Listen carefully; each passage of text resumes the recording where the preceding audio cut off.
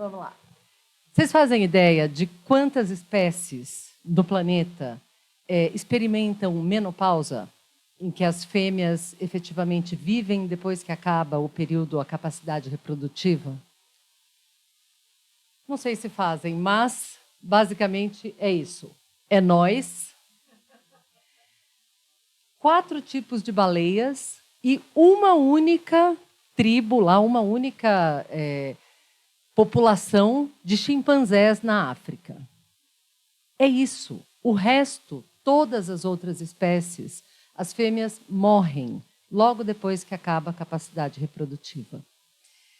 Existem várias teorias evolutivas que tentam explicar por que isso aconteceu com a gente. A mais comum é a teoria da avó, que fala que aí a mulher, a taxa de mortalidade era mais alta, então a mulher seria mais útil ajudando as mais novas a cuidar da prole e não competir pelos recursos de sobrevivência que eram muito escassos.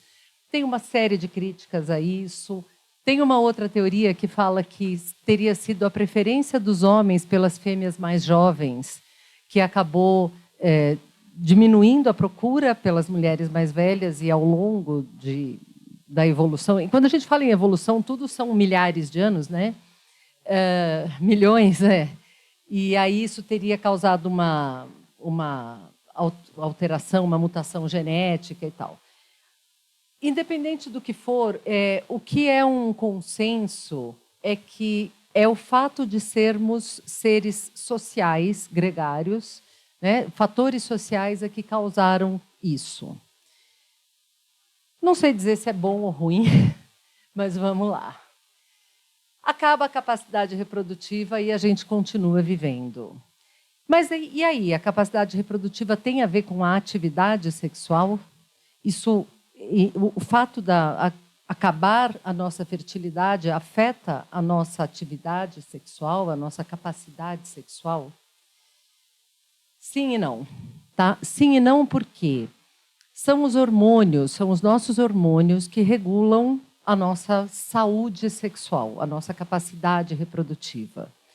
Então, quando esses hormônios decaem no nosso organismo, é que acaba a nossa capacidade sexual, capacidade reprodutiva, aliás. Mas são esses mesmos hormônios que também regulam a nossa atividade sexual, o nosso aparelho sexual. Então, sim, quando esses hormônios caem, afeta, sim, a nossa atividade sexual. Todo o funcionamento do nosso organismo, do nosso aparelho sexual. Mas sexo, a nossa sexualidade, não é só sexo, né? Não é só a coisa física. Eu vou falar daqui a pouquinho mais sobre isso. Mas o que eu acho que é muito importante, e eu falo isso sobre basicamente tudo na vida, a gente precisa de conhecimento para poder enfrentar qualquer coisa. Você tem que saber o que está acontecendo, saber o que acontece no seu corpo, saber o que acontece no corpo da sua parceira. Aliás, eu acho maravilhoso poder estar falando sobre isso aqui, não só para as mulheres, mas para os homens também, porque a mulher, na maioria das vezes, sei lá, né? As mulheres casadas não passam por isso sozinhas. Os homens passam junto também, né? Eles são diretamente afetados pelos efeitos da menopausa. Então, eu vou tentar passar rapidinho por essa parte que é um pouco mais técnica, mas é assim, a gente fala erroneamente como se menopausa fosse um período. Quando a gente divulgou minha palestra, a gente acabou saindo lá, sexo na menopausa. Menopausa não é um período, a menopausa é um dia, é um evento específico, é o dia que vem a sua última menstruação. Naquele momento você não sabe que é a última, então esse momento só vai ser diagnosticado, só vai ser determinado como a menopausa 1 ano depois, quando você fica 1 ano sem ter menstruação, aí sim você define que aquele dia foi o dia da menopausa. Assim como a gente tem a menarca. A primeira menstruação da mulher é a menarca. A última é a menopausa. Tudo o que acontece antes desse período, desde o surgimento do primeiro sintoma, do primeiro calor, seja lá o que for o seu primeiro sintoma, a gente chama de perimenopausa ou pré-menopausa, esses são os termos mais científicos, também conhecido como climatério. Eu acho que esse climatério deve ter a ver com os calores, né? Porque é uma coisa. E esse período pode levar assim, de alguns meses até 10 anos. Isso costuma acontecer por volta dos 40 anos. Aí vem a menopausa, que é o último. E aí tudo que acontece depois da menopausa é a pós-menopausa. Então, o título da minha palestra, na verdade, é Sexo na Pós-Menopausa. E aí, meninas, vocês podem, bate o olho rapidão e se identificam aí. Tem um monte, gente. É uma grandeza, uma quantidade de coisas muito grandes. Eu não vou gastar muito tempo aqui, mas é importante saber o que está acontecendo no teu corpo. Tudo isso aqui está acontecendo porque os seus ovários estão entrando em falência.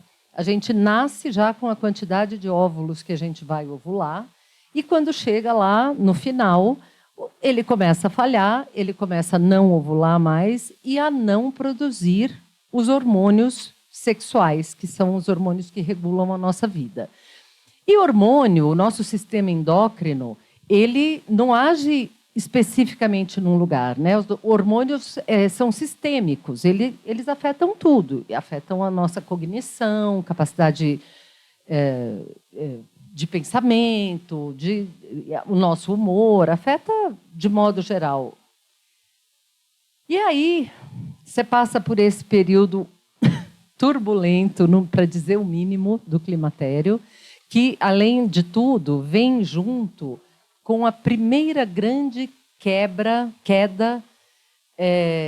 da produção de colágeno. Então, assim, costuma ser realmente uma revolução na vida da mulher, né? Porque é a hora que tudo começa a cair, você percebe que você começa a ficar enrugada, esses sintomas vêm, o metabolismo diminui, você engorda.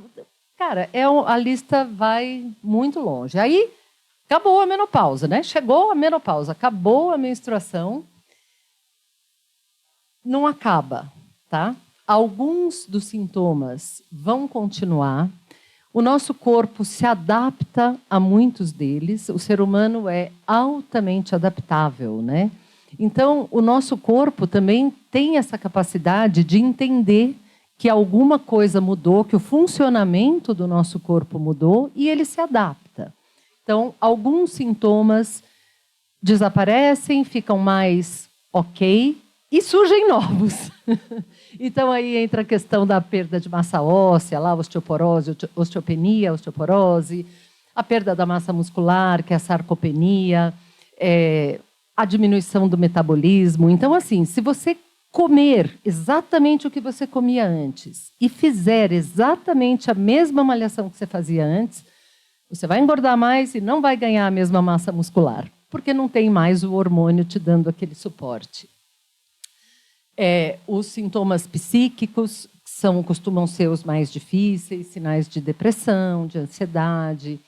E aí, a hidratação, que é super importante, não só na parte genital, a gente vai virando uva passa mesmo. Vai secando, a pele seca. A gente vai desidratando. É cruel, cara. É difícil isso. E, bom, a pior de todas é a tal da SGM, que é a síndrome geniturinária da menopausa, que, além das questões de infecções urinárias recorrentes e da incontinência, perda de urina e tal, tem efetivamente uma atrofia dos tecidos vaginais e da vulva, né? A vagina é aquele tubo, né, onde o pênis penetra.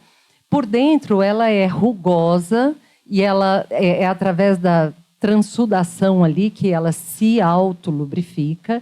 Então, ela perde essa rugosidade, ela perde a capacidade de autolubrificação e ela perde a elasticidade. A vagina é muito elástica. Ela é um troço desse tamanho que recebe coisas bem maiores do que isso, como vocês devem saber, né? Então, ela se estica muito. Nessa fase, a gente perde. É bonitinho, não vou fazer propaganda, né? Então, ela perde essa capacidade. E só um detalhe também que eu não sei se eu ia falar mais para frente, vou falar mais para trás, já perdi o meu roteiro aqui. Mas o que eu estava falando do climatério também tem um detalhe um pouquinho cruel assim para as mulheres, especialmente para as mulheres casadas e nos relacionamentos de mais longo prazo e tal, é que normalmente esses sintomas, né, do climatério, essa coisa começa a acontecer na nossa vida, a diminuição do desejo sexual, a dificuldade e tal, acontece num momento muito descasado, muito descompassado com os dos nossos maridos. Porque com 40, 50 anos, eles estão bombando, testosterona está alta, querem sexo o tempo todo, direto. E aí, se o casal não entende o que está acontecendo, isso pode ser fonte de realmente problemas muito sérios, que levam ao fim de muitos relacionamentos por conta disso. Bom, não é o fim do mundo, existem várias maneiras de gerenciar isso, basta querer, né? Muitas mulheres chegam nessa fase realmente acreditando que, bom, agora eu não sirvo para mais nada.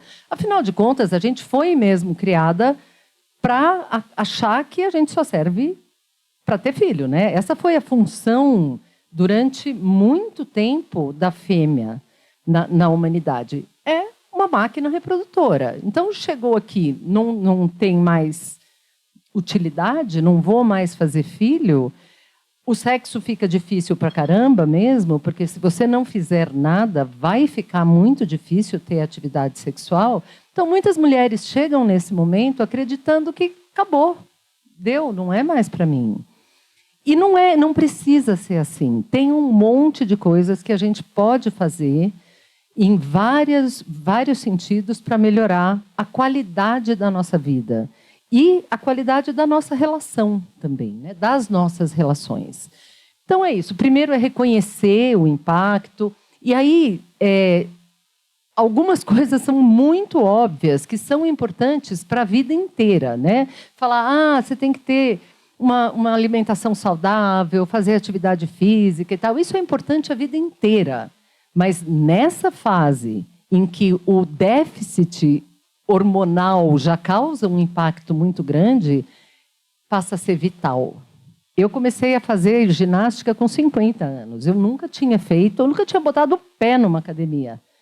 Depois dos 50, eu percebi que, cara, se eu não fizer nada, eu vou realmente virar uma vapaça, vou definhar. Então, a gente aprende que essas coisas que parecem lugares comuns, elas são realmente muito importantes. Então, estabelecer rotinas.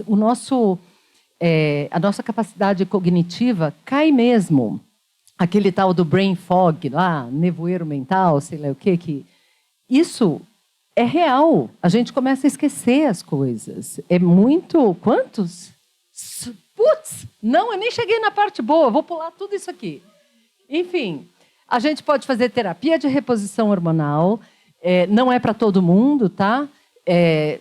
Precisa ir no médico e ter certeza. Tem uma série de contraindicações, mas é o melhor tratamento.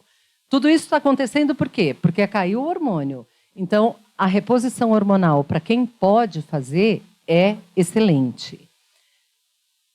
Para quem não pode fazer, ou não quer, por qualquer outro motivo, tem uma série de outras coisas que podem ser feitas, né? Os fitoterápicos, laser, tratamentos locais, gente. Tem um laser agora que é um laser endovaginal. É como se fosse um pênis mesmo, e ele dentro da vagina ele vai causando aquelas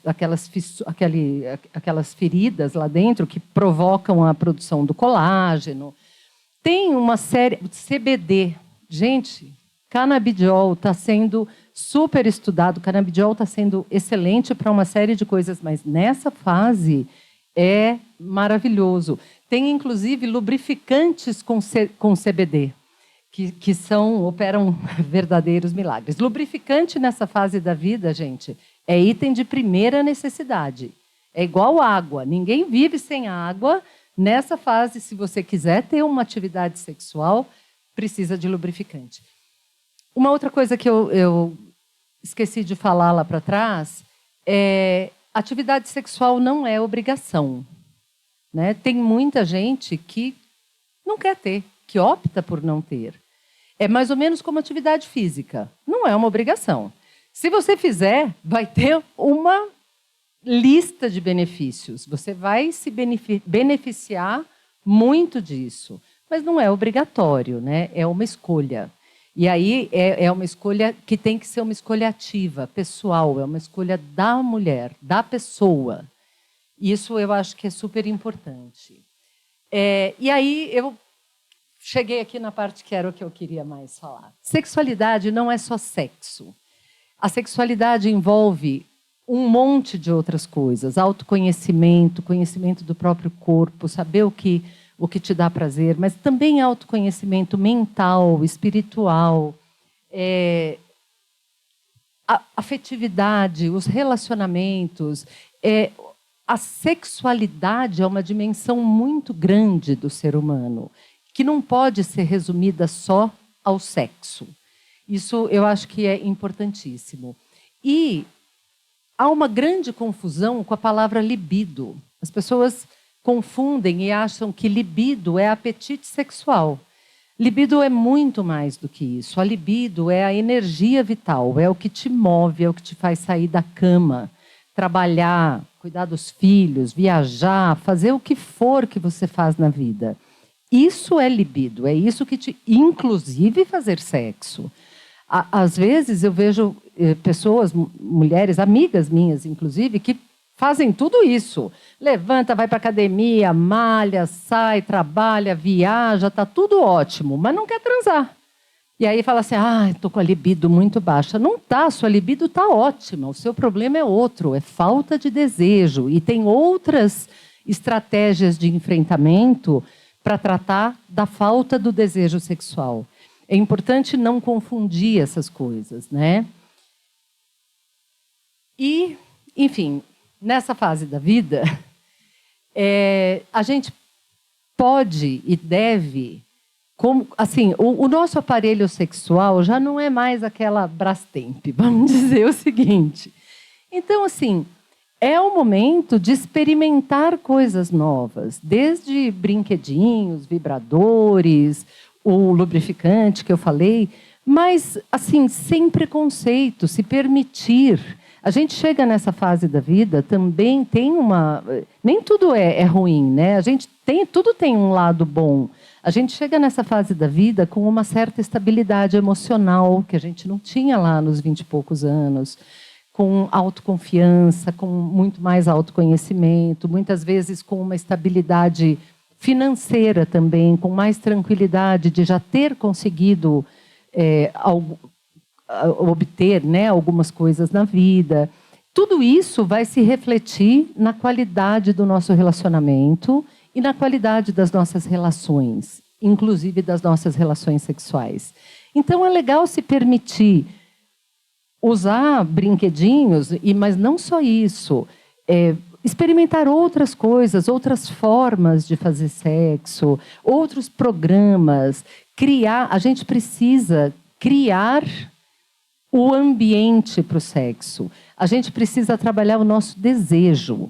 Se você passa a semana inteira trabalhando, sem pensar em sexo, sem pensar em nada, chega no sábado à noite, tá lá no vamos e não pega, não funciona assim, né? A gente precisa pensar em sexo, se permitir despertar o nosso desejo e ressignificar, estou acabando, e ressignificar. O sexo nessa fase da vida, a sexualidade nessa fase da vida tem que ser ressignificada. O orgasmo perde um pouco da importância. É maravilhoso ter orgasmo, mas o orgasmo não é tudo. Você fica lá 1 hora namorando, beijando, chupando, sendo chupada. E aí não rola o orgasmo para você ou para ele. Porque, detalhe, né, o casal está envelhecendo junto. Também eles, a ereção não é mais aquilo tudo, não é talvez tão duradoura. Então, às vezes, vai acontecer de não ter orgasmo. E está tudo certo, não precisa fingir orgasmo para não magoar o parceiro. Muitas mulheres fazem isso, né? Não precisa, é legal reconhecer que foi gostoso. É sobre o processo, né? É a viagem, não é o destino. Isso tem que ser trabalhado, tem que ser conversado e tal. Nessa fase da vida, muitas vezes os filhos já saíram de casa, já estão vivendo a sua vida. Então, também ressignificar aquela síndrome do ninho vazio. Eu me lembro, nós temos 4 filhos, e quando o último saiu de casa, foi um domingo, estava todo mundo comendo pizza lá em casa, e foi indo embora todo mundo, e nós 2 ali na porta, assim, dando tchauzinho e tal. Aí deu aquela coisa no peito, assim, olhamos um para a cara do outro, puta, só nós 2 nesse casarão, todo mundo foi embora e tal. Durou 30 segundos. Vamos transar na banheira? Vamos!